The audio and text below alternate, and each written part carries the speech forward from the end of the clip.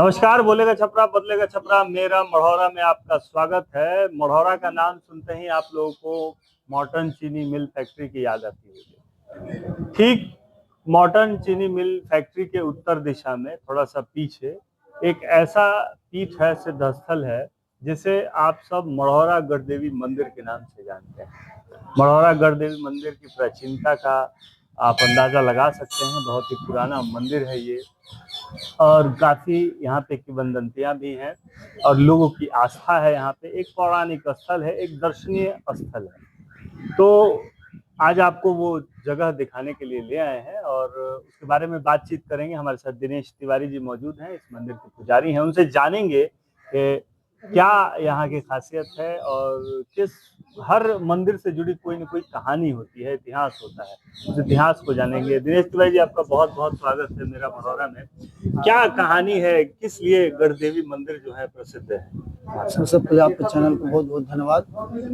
यहाँ पर माँ गढ़देवी मंदिर का इतिहास है। यहाँ पर थावे गोपालगंज के बगल में एक प्रतापी भक्त थे, उनका नाम था रसूखरा। वो माता जी को बहुत भारी पुजारी थे, भक्त थे, और वैसे थे कि बाघ से दौनी कराते थे। उसमें वहाँ के राजा थे रसू भगत और वहाँ के राजा मनन सिंह।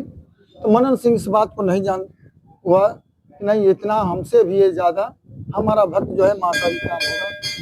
वो करता था कि बाघ से दौनी कराता था।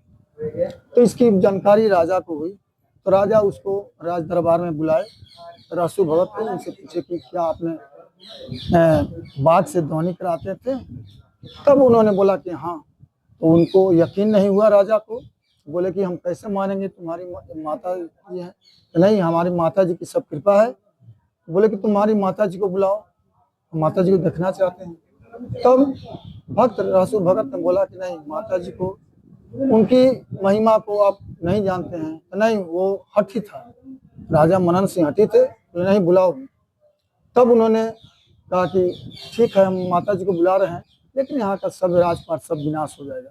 तो बोला कि नहीं, फिर भी बुलाओ। तब उन्होंने आह्वान किया, तो माता कौड़ी कामाख्या से चली, वहाँ से आकर कलकत्ता तो काली मंदिर में विराजमान हो।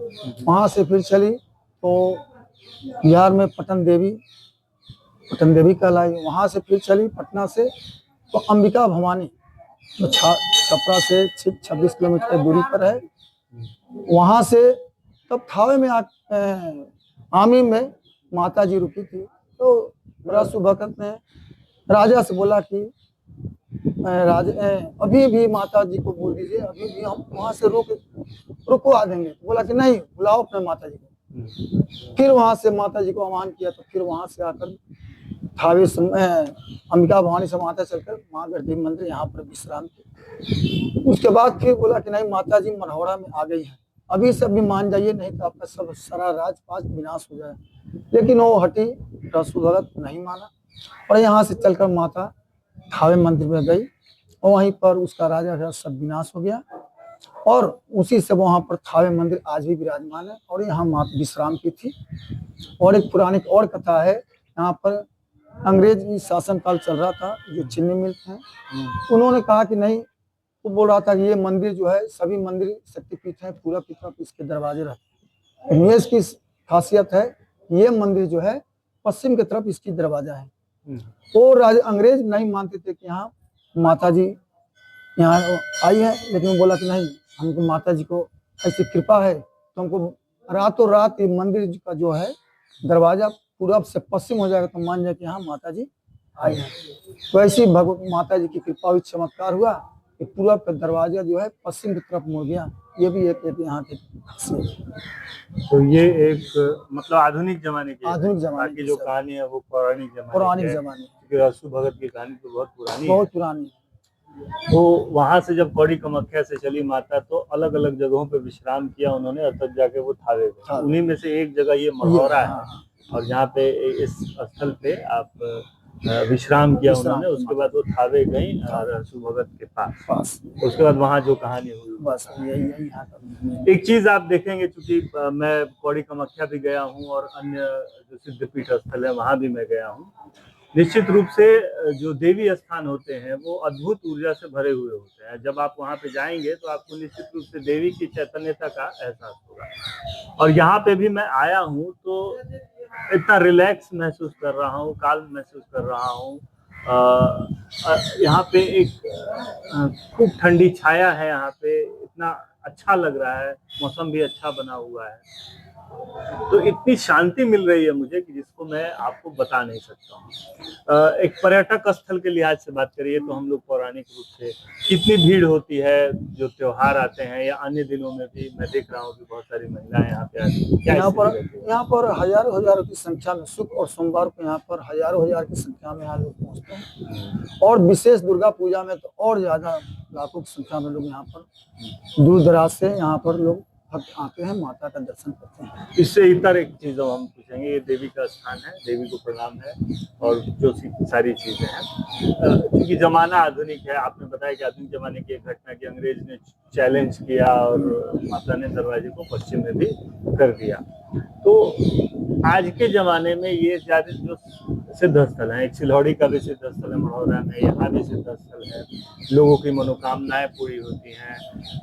क्या प्रशासन का, सरकार का, क्योंकि हम जो चीजें देख रहे हैं उसमें हमें नहीं लगता कि इतना सहयोग प्रशासन का मिल पा रहा होगा। प्रशासन का क्या सहयोग रहता है? प्रशासन का भी कोई सहयोग नहीं है। सिर्फ यहाँ पर जो भी चढ़ावे हैं और श्रद्धालु भक्त जो दान देते हैं, जितना भी दृश्य रहते हैं, सब श्रद्धालु भक्तों का दान के कारण ये सब, उन्हीं के कारण सब। हाल ही में आपके यहाँ से जो विधायक है वो भी पर्यटन मंत्री भी रहे, उनका क्या योगदान रहा है इस मंदिर के विकास में?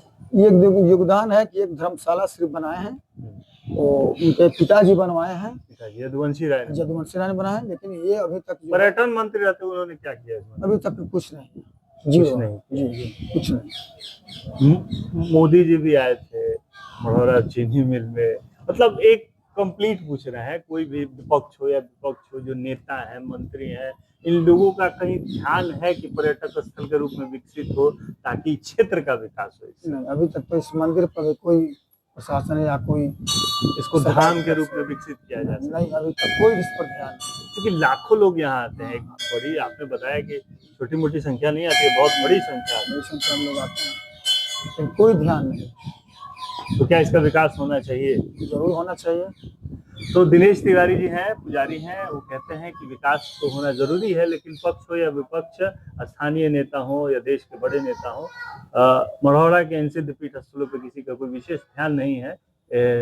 इसका विकास होना चाहिए बहुत बड़े रूप में, ताकि लाखों लोग जो आते हैं उन्हें एक अच्छी सुविधा प्राप्त हो सके और यहाँ पे दर्शन करके वो भी पुण्य के भागी बन सके। हालांकि दर्शन तो रोज होता ही है, माता तो आशीर्वाद अपना देती ही है, लेकिन जो एक पर्यटन की दृष्टि से विकास होना चाहिए था इस जगह का, वो नहीं हुआ है। तो आपको आज हमने दिखाया मढ़ौरा गढ़ देवी मंदिर का दृश्य, यहाँ की कहानियां भी बताई, यहाँ देवी का दर्शन भी आपको हमने करवाया। तो इसी तरह मढ़ौरा के बारे में आगे बातचीत करते रहेंगे। छपरा के और भी जो पर्यटक स्थल है उनके ऊपर भी बातचीत करते हैं, जो हमारी विरासत है, हमारी संस्कृति है, उसके ऊपर भी चर्चा करते रहते हैं। बोलेगा छपरा बदलेगा छपरा के लिए अभी तक में इतना ही। बहुत बहुत धन्यवाद दिनेश जी, आपका भी बहुत बहुत धन्यवाद।